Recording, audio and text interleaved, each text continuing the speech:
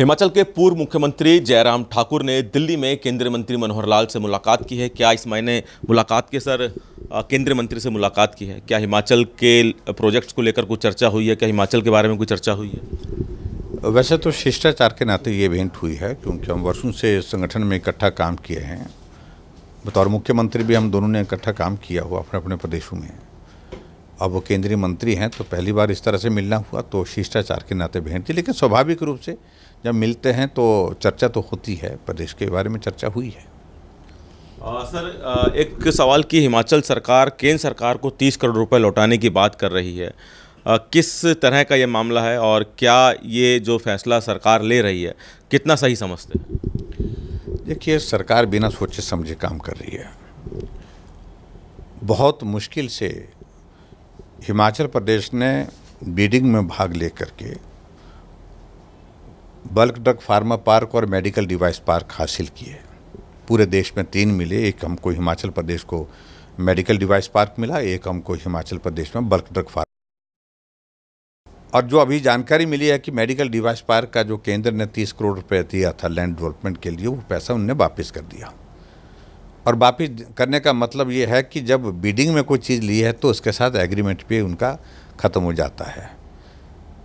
जब हमने इसकी जानकारी हासिल करने की कोशिश की इसके पीछे हासिल क्या होगा, हासिल ये है कि वो लैंड डेवलप हो गई। अब वो अपनी मर्ज़ी से प्लॉट काटेंगे, प्लॉट की बिडिंग करेंगे। प्लॉट बिडिंग करने के बाद उसमें खूब घपलेबाजी होगी, दुनिया भर का भ्रष्टाचार होगा।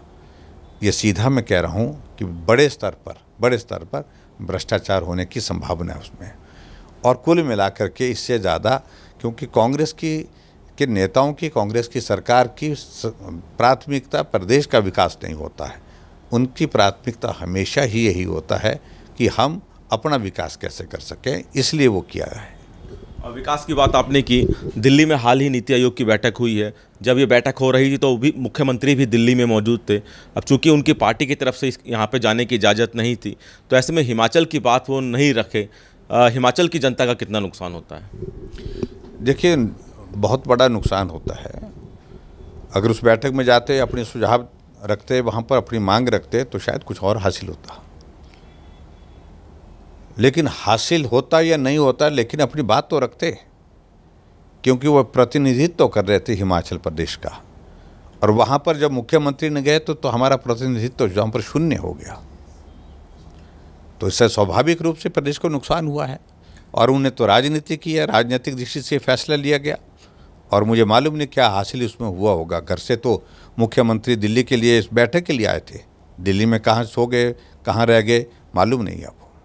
एक आखिरी सवाल की बजट को लेकर लगातार सरकार हिमाचल की सवाल खड़े कर रही है। कह रही कि जो चाहिए था हमें वैसा हिमाचल को नहीं मिला है। हिमाचल में नुकसान काफ़ी होता है बारिश में और अन्य आपदाओं में, लेकिन हिमाचल को उतना दिया नहीं गया बजट में।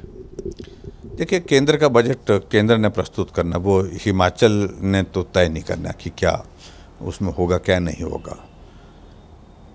लेकिन फिर भी उसके बावजूद मैं कहता हूँ कि इतना संतुलित बजट है, हर वर्ग के लिए उसमें बहुत सारे प्रावधान हैं।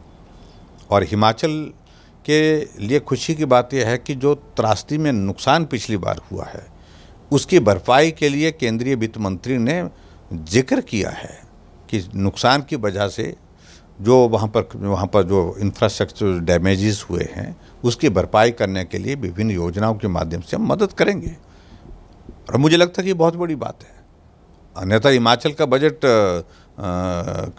हिमाचल का केंद्रीय बजट में कई बार जिक्र नहीं होता है, लेकिन उन्होंने विशेष तौर से जिक्र किया।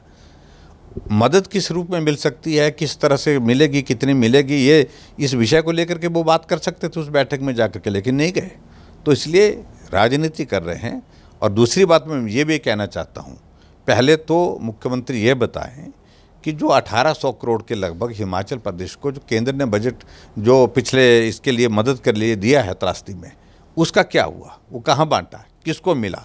पात्र व्यक्ति को तो मिला ही नहीं है। आज भी जाते हैं तो दर्जनों लोग हमको मिलते हैं कि हमको कुछ नहीं मिला, घर चला गया, साल हो गया, एक त्रासदी के बाद दूसरा बरसात का दौर आ गया। तो ऐसे में जो है वो तमाशा बनाने की कोशिश कर रही है, झूठ बोलने की कोशिश की जा रही है कांग्रेस के मुख्यमंत्री द्वारा। मैं समझता हूँ ये बहुत दुर्भाग्यपूर्ण है।